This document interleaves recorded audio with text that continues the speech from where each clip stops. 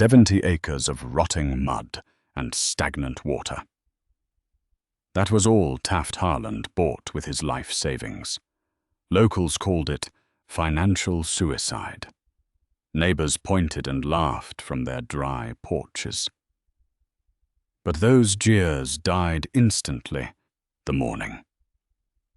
The heavy dredger pulled something impossible from the black depths.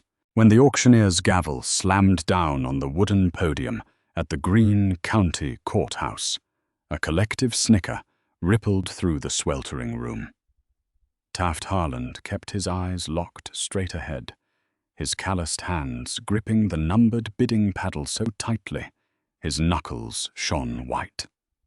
He had just become the sole owner of Miller's Bog, 73 acres of mosquito-infested, sulfur-reeking wetland that had sat useless since the Great Depression. Nobody bought Miller's Bog. It was a geographic mistake, a sunken bowl of impermeable clay that trapped rainwater, agricultural runoff, and rotting vegetation. It was too flooded to plant, too shallow to fish, and too soft to build on. For decades, it had been nothing more than a local eyesore, a place where teenagers dared each other to walk at night, and where the county occasionally dragged for stolen cars. Sitting 3 rows behind Taft was Ronald Cobb. Cobb was a man who measured his worth in acreage and John Deere equipment. He owned nearly 4,000 acres of prime, irrigated cropland that surrounded Miller's Bog on 3 sides. Cobb had always assumed the county would eventually just give him the bog for free or pay him to drain it. He leaned forward, tapping Taft on the shoulder with a rolled-up auction catalogue. "You feeling all right, Tommy?" Cobb's voice dripped with a patronizing southern drawl, loud enough for the local feed store owners and bank tellers to hear. "I know the drought took your daddy's farm 2 years ago, but buying the county's biggest mud puddle ain't exactly a comeback. You planning on farming bullfrogs? Or maybe you're going into the malaria business?" Laughter erupted from Cobb's sycophants. Taft didn't turn around. He just stood up, smoothed front of his worn denim jacket, and walked toward the clerk's desk to sign his financial death warrant. The truth was, Taft was terrified. He had liquidated everything: his grandfather's antique tractor, his retirement fund, and he had even taken out a predatory, short-term loan from the First National Bank. Samuel Higgins, the sweaty, nervously blinking loan officer, had practically begged Taft not to do it. "Taft, listen to me," Samuel had pleaded across his mahogany desk just 2 days prior. "The bank is only extending this line of credit because we have your residential home as collateral. If you don't generate a return on this swamp within 6 months, we will foreclose. You will lose the roof over your family's head. You can't grow soybeans in knee-deep sludge. What is your business plan?" "I don't plan on growing anything, Sam," Taft had replied, his voice quiet but carrying an immovable weight. "The harvest is already there." For the first month, the town of Oakhaven watched Taft Harland lose his mind. Every morning, long before the humid Carolina sun crested the tree line, Taft's beat-up Chevrolet truck would rattle down the dirt access road to the edge of the bog. He didn't bring tractors. He didn't bring tillers or seed drills. He brought a flat-bottomed aluminum john boat, a pair of insulated chest waders, and 20-foot lengths of heavy, reinforced steel rebar. From the road, Ronald Cobb would park his pristine King Ranch Ford pickup, sip his thermos of premium coffee, and watch Taft through a pair of expensive hunting binoculars. Taft spent 12 hours a day in the punishing heat, wading through water that looked like strong black tea. I was constantly covered in a thick layer of grey, foul-smelling mud.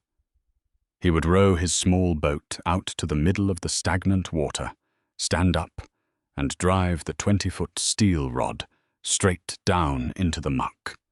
He would push with all his body weight, pulling it back up, moving 2 feet to the right, and plunging it down again. Clink. Sometimes the rod would sink all the way to his hands with barely any resistance, swallowed by decades of soft, decaying peat. But every so often, the heavy steel would strike something solid beneath the mud with a dull, echoing thud.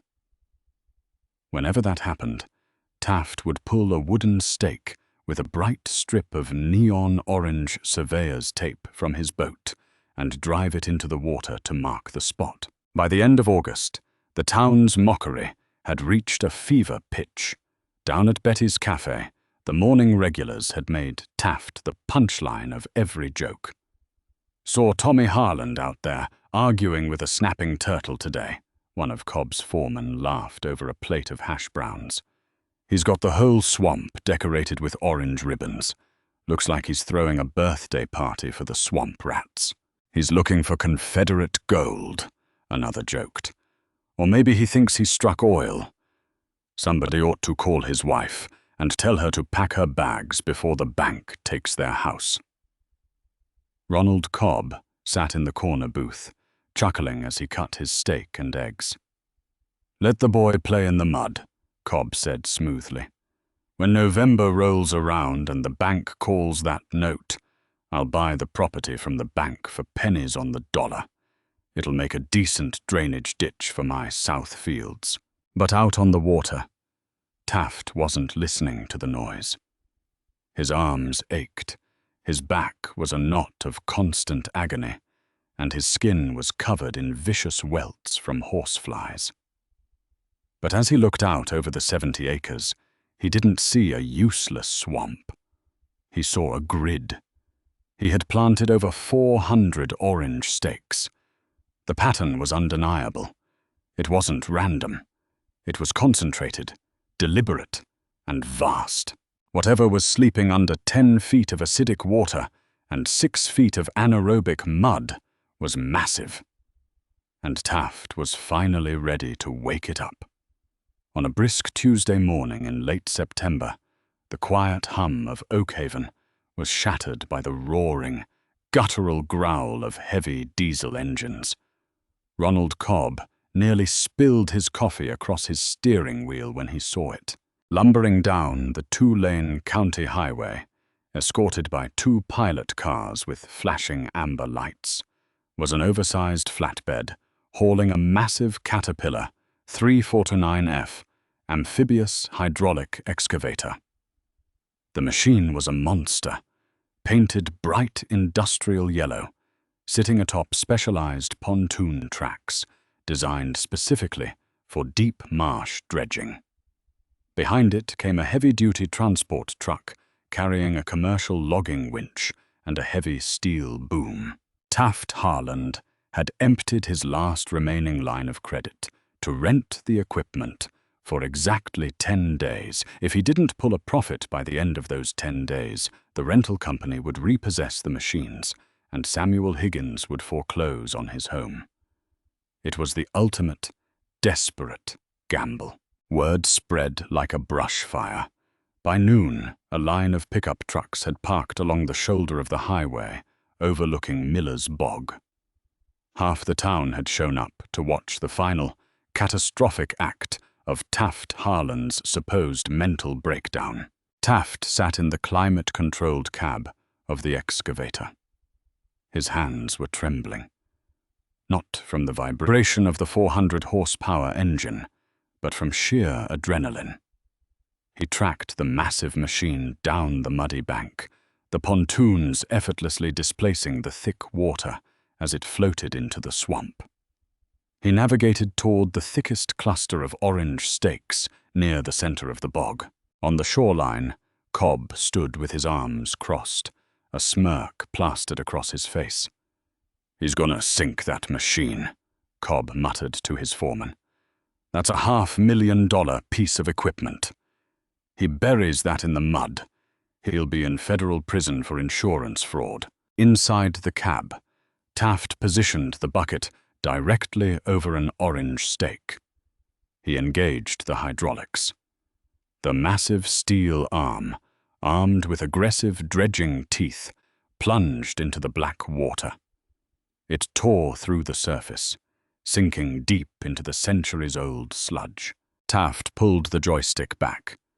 The engine bogged down, a heavy plume of black exhaust rocketing from the stack. The machine groaned, tilting slightly forward as it fought an immense, unyielding weight. The crowd on the shore went silent. "Come on," Taft whispered, adjusting the hydraulic pressure, his knuckles white on the controls. "Come on, let go of it." With a sickening, sucking sound that echoed across the valley, the surface of the water erupted. A geyser of thick, foul-smelling black mud shot into the air as the excavator's bucket breached the surface. Locked within the steel jaws of the bucket was a massive cylindrical object dripping with primeval slime. It was easily 20 feet long and 4 feet in diameter. Taft swung the boom over, rotating the excavator, and dropped the heavy payload onto the muddy shoreline with a ground-shaking thud. The crowd gasped. Cobb's smirk vanished instantly. Taft climbed out of the cab, grabbed an industrial pressure washer hooked to a water tank on his pickup, and walked over to the black mass. As the high-pressure water blasted away the thick clay and centuries of rot, the object underneath began to reveal itself. It wasn't a pipe. It wasn't a rusted vehicle.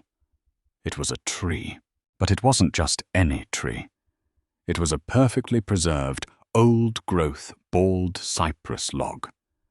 The wood was deeply rich in color, swirls of dark olive, amber, and pitch black. The rings were so tight you could barely fit a fingernail between them. Taft stood back, panting, a wild smile breaking across his mud-splattered face.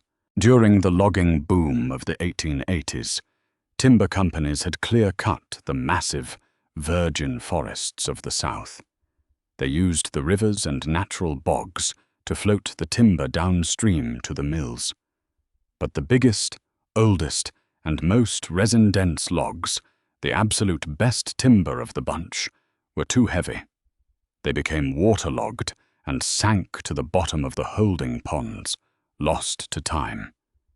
Because they were buried in cold, lightless, oxygen-free mud, they never rotted. Instead, the wood absorbed the minerals of the swamp, curing over a century into some of the rarest, most beautiful, and most structurally perfect lumber on the planet. They were called sinkers, and Taft had just pulled up the first of hundreds.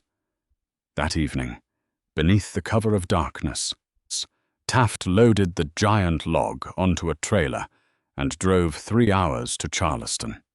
He pulled into the industrial yard of the Pendleton Wood Exchange, one of the most exclusive architectural timber buyers on the East Coast. Arthur Pendleton, a man in his 60s, with sawdust permanently embedded in his tailored suits, walked out with a flashlight and a moisture meter. He ran a specialized core drill into the log, pulling out a plug of the wood. He held it up to the light, inhaling the rich, spicy scent of ancient cypress. "Where did you find this?" Arthur asked, his voice hushed with reverence. "Under about 10 feet of water," Taft replied. "Mr. Harland," Arthur said, looking up, his eyes wide. "This is virgin timber. Before Columbus landed, this tree was already a giant. The grain density is flawless. Luthiers making custom guitars, luxury furniture makers in Europe, architects building billionaires' chalets. They will fight each other for this. A single slab of this, milled and kiln-dried, is worth a fortune." "How much for the log?" Taft asked, his heart hammering against his ribs. As it sits, unmilled. "I'll write you a check right now for $12,000, Arthur said without hesitation. "And if you have more, I will buy every single one you can pull out of the mud." Taft closed his eyes. He had 400 orange stakes marking the bog. That was over $4 million sleeping in the mud. But secrets have a short lifespan in small towns. The next morning, when Taft returned to the bank with a $12,000 cashier's check to bring his loan current, Samuel Higgins nearly fainted. Higgins processed the check, but his loose lips couldn't contain the gossip. By sunset, the local feed store was buzzing with the news. Taft Harland hadn't bought a mosquito farm. He had bought a sunken gold mine. Ronald Cobb sat in his sprawling office, staring out his window toward the dark tree line of Miller's Bog. His knuckles were white around a crystal glass of bourbon. He had been outsmarted by a man he considered a peasant. The land he had laughed at, the land he had planned to steal for pennies, was holding millions of dollars in ancient timber. Cobb picked up his phone and dialed his high-priced property attorney in the city. "David, it's Ronald," Cobb said, his voice cold and calculating. "I need you to pull the original 1914 land patent deeds for Miller's Bog. Specifically, the riparian rights clauses regarding the seasonal high water marks." "What's going on, Ronald?" the lawyer asked. "Taft Harland is pulling virgin timber out of that mud," Cobb growled. "But according to the old maps, the water level used to be much higher. If that water receded, then technically, the southern half of that swamp, where he's currently dredging, reverted to the adjoining landowner through accretion." Cobb took a sip of his bourbon, his eyes narrowing. "That timber isn't his. It's on my property lines, and I want an emergency injunction filed by tomorrow morning. I'm going to bleed him dry before he can pull another branch out of that water." Sheriff Brody's cruiser kicked up a blinding cloud of dry gravel as it fishtailed onto the dirt access road leading into Miller's Bog. Blue and red lights flashed against the thick canopy of weeping willows, casting an eerie, frantic glow over the stagnant water. Out in the center of the swamp, Taft Harland was in his element, operating the massive caterpillar excavator with a practiced rhythm. He was just maneuvering a massive 25-foot sinker log onto the pontoon barge when the blare of the police siren cut through the roar of the diesel engine. Taft wiped the sweat and grease from his brow, his stomach clenching into a tight knot. He killed the throttle and stepped out onto the metal grating of the cab, staring at the shoreline. Waiting by the water's edge was Sheriff Brody, looking deeply uncomfortable, holding a thick manila envelope. Parked 100 yards up the road, sitting in the air-conditioned comfort of his King Ranch pickup, was Ronald Cobb. Rowing the small aluminum John boat back to the shore felt like a funeral march. Every stroke of the oars amplified the dread pooling in Taft's chest. When the bow scraped against the mud, Brody stepped forward and handed over the envelope. "I am incredibly sorry about this, Tommy," the sheriff muttered, refusing to meet his eyes. "I know what you've been pulling out of there. The whole county knows. But Judge Harrison signed this an hour ago. It's an emergency cease and desist order. Cobb's lawyers filed an injunction claiming property dispute and resource theft. You have to shut the machines down. If you drop that bucket into the water again, I have to arrest you for contempt of court." Panic, cold and sharp, pierced Taft's lungs. He tore open the envelope, his mud-stained fingers leaving dark smudges across the crisp, legal white paper. The injunction was brutal in its efficiency. Cobb's attorney, a ruthless corporate shark from the city named David, argued that because the waterline of Miller's Bog had receded over the past 80 years, the exposed southern half of the swamp now legally belonged to Cobb through a real estate doctrine known as accretion. The logs Taft had mapped out, the $4 million sleeping in the mud, supposedly rested on Cobb's extended property lines. "Brody, I only have this machinery rented for another 7 days," Taft protested, his voice cracking with desperation. "It costs me $5,000 a day, whether the engine is running or not. If I stop working, I lose the equipment, and the bank takes my home. He knows exactly what he's doing. He's bleeding me out." "Then you better find yourself a good lawyer, son," Brody replied softly, tipping his hat. "Because right now, my hands are tied." For the next 4 days, Miller's Bog was hauntingly silent.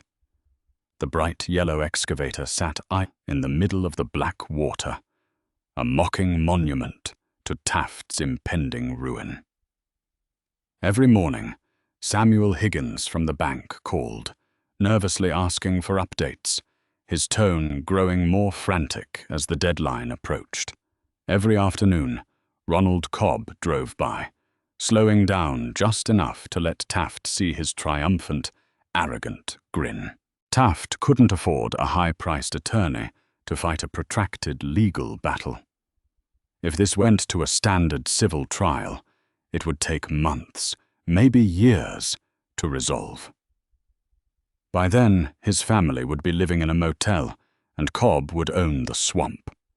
He needed a miracle, and he needed it before Friday's emergency injunction hearing. Driven by sheer, unadulterated desperation, Taft abandoned the swamp and practically moved into the basement of the Greene County Historical Archives. The air smelled of mildew and decaying paper. Surrounded by towering stacks of century-old land patents, topographical maps, and yellowed property deeds, Taft searched for anything that could punch a hole in Cobb's claim.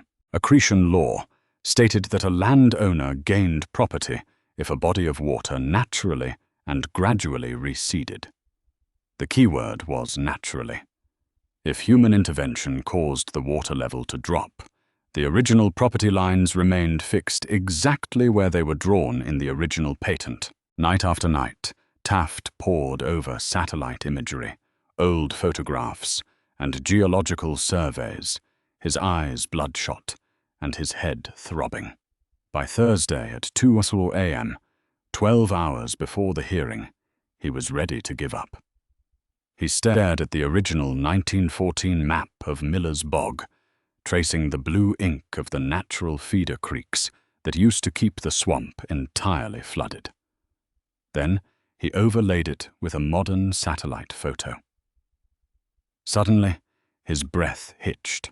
He slid a heavy magnifying glass over the northern edge of Cobb's property, miles away from the swamp itself. There, hidden beneath a thick canopy of dense pine trees, was a perfectly straight, unnatural ridge of earth. It blocked the main tributary that fed Miller's Bog, diverting thousands of gallons of runoff into Cobb's private irrigation reservoirs. Taft dug, frantically, into the county permitting records from the late 1990s. He cross-referenced the dates, the soil conservation reports, and the Army Corps of Engineers' regional flood maps. A wild, fierce laugh echoed through the empty basement archives. He had him. Cobb hadn't just lied. He had committed a massive federal environmental violation. The water hadn't receded naturally. Cobb had choked it off illegally 25 years ago. Judge Harrison's chambers felt like a meat locker compared to the stifling Carolina humidity outside. Ronald Cobb sat confidently in a leather wing-back chair, wearing a $3,000 suit, flanked by his slick city lawyer, David. Taft sat across from them, wearing his only clean dress shirt, holding a bulky cardboard tube under his arm. Your Honor, the law regarding natural accretion is well established in this state, David began, his voice dripping with condescension. The water receded. The land, and therefore the submerged timber within that boundary, legally reverted to my client. Mr. Harland is trespassing and poaching valuable assets. Judge Harrison, a no-nonsense man with a thick mane of silver hair, peered over his reading glasses at Taft. Mr. Harland, you are unrepresented today. Do you have any evidence to present as to why I shouldn't make this injunction permanent? Taft stood up, uncapped the cardboard tube, and unrolled a massive high-definition satellite map across the judge's mahogany desk, weighing the corners down with heavy law books. Your Honor, Mr. Cobb's entire claim relies on the assertion that the water in Miller's Bog receded naturally over time, Taft said, his voice steady, holding back the storm of anger threatening to break loose. But that is a complete fabrication. He pointed to the red circle he had drawn on the map. In 1998, a year after Mr. Cobb inherited his father's farm, Greene County experienced a severe drought. Mr. Cobb secretly built a massive unpermitted earthen dam across the primary tributary feeding the bog, diverting the public water supply into his private irrigation ponds. I have the 1993 Army Corps of Engineers survey proving the creek used to flow unobstructed, and the 1999 aerial soil conservation photos showing the new illegal dam. Cobb's face drained of color. He shot a frantic, panicked look at his lawyer, who suddenly looked very interested in the stitching on his briefcase. Furthermore, Taft continued, dropping a stack of documents onto the desk, under the Clean Water Act, damning a navigable tributary without federal permits carries a fine of up to $50,000 per day of violation. Since the water was illegally diverted, the property line never legally shifted. The logs are on my property. Mr. Cobb didn't just file a fraudulent injunction, he perjured himself in his affidavit. Judge Harrison leaned forward, studying the maps intently. He looked up, his eyes narrowing into furious slits as they locked onto Cobb. Mr. Cobb, the judge said, his voice dropping to a dangerous rumble. Is this true? Did you dam up the county tributary? It was decades ago, Cobb stammered, his confident facade completely shattering. It was just a small diversion ditch, Your Honor. It wasn't. I am dissolving this injunction immediately, Judge Harrison snapped, slamming his palm on the desk. Mr. Harland is clear to resume his operation. As for you, Mr. Cobb, I am forwarding these documents to the Environmental Protection Agency and the State Water Board. You will also cover every single cent of Mr. Harland's legal fees and his equipment rental costs for the days you forced him to shut down. Get out of my sight before I hold you in contempt. Taft practically sprinted out of the courthouse. He had exactly 48 hours left on the equipment rental before it had to be returned to Charlotte, and he wasn't going to waste a single second. By nightfall, Miller's Bog was illuminated by a blinding array of industrial halogen work lights. Taft ran the excavator like a man possessed. He didn't stop for food. He barely stopped for water. The rhythmic hum of the diesel engine, the splashing of the black water, and the heavy thud of ancient, priceless timber hitting the shoreline became a relentless symphony of salvation. Word of the judge's ruling had spread, and by Saturday morning, the shoulder of the highway was packed tighter than a high school football game. The town that had once mocked him now watched in absolute awe as an entire fleet of flatbed trucks arrived from Charleston, organized by Arthur Pendleton. As Taft pulled the logs from the depths, Pendleton's crew immediately pressure-washed them, tagged them, and hoisted them onto the waiting trucks. Each log was a masterpiece of ancient biology, some dating back over 1,000 years, preserved flawlessly in the oxygen-deprived mud. With only 2 hours left on the rental clock, Taft maneuvered the excavator toward the final cluster of orange stakes in the deepest part of the bog. He dropped the bucket. The machine hit something so massive the entire 30-ton excavator tilted violently forward, the rear tracks lifting completely out of the mud. The crowd gasped. Taft adjusted the hydraulic pressure, his heart hammering against his ribs. He engaged the winch, attaching a heavy steel cable to the submerged object, anchoring the machine against the shoreline. Slowly, agonizingly, the winch groaned. The black water boiled and churned. Breaking the surface was the king sinker, a flawless, monstrous, bald cypress log measuring over 40 feet in length and 6 feet in diameter. It was so heavy that 2 massive tow trucks had to assist the excavator in pulling it onto dry land. Pendleton ran his hands over the dark, perfect grain, practically weeping with joy.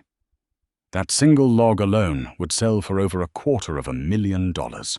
On Monday morning, Taft Harland walked into the First National Bank. He didn't wear a suit. He wore his mud-stained jeans and his worn denim jacket. He bypassed the teller line and walked straight into Samuel Higgins's office. Higgins jumped up, his eyes darting to the piece of paper in Taft's hand. Taft didn't say a word. He simply placed a cashier's check on the mahogany desk. It wasn't just enough to pay off the short-term loan. It was enough to pay off the mortgage on his family home, buy back his grandfather's antique tractor, and leave him with 7 figures sitting comfortably in a high-yield savings account. Miller's Bog, the geographic mistake that the town had laughed at for nearly a century, had yielded over $6 million in virgin architectural timber. And Taft still owned the 70 acres. As Taft walked out of the bank and into the bright Carolina sunshine, he saw Ronald Cobb's King Ranch pickup driving down Main Street. But Cobb wasn't looking out the window anymore. He was staring straight ahead, his face pale and sunken, his dashboard littered with certified letters from the Environmental Protection Agency. The tables had turned permanently. The laughter had finally stopped, replaced by the quiet, enduring respect for the farmer who bought a swamp and pulled a fortune from the mud. Don't let anyone tell you your dreams are just useless swamps. Taft risked everything when the whole town laughed. But his grit and cleverness uncovered a multi-million-dollar sunken treasure. What would you have done in his shoes? Let us know in the comments below. If you love stories of underdogs outsmarting the greedy bullies, hit that like button, share this incredible journey with your friends, and don't forget to subscribe for more amazing real-life dramas.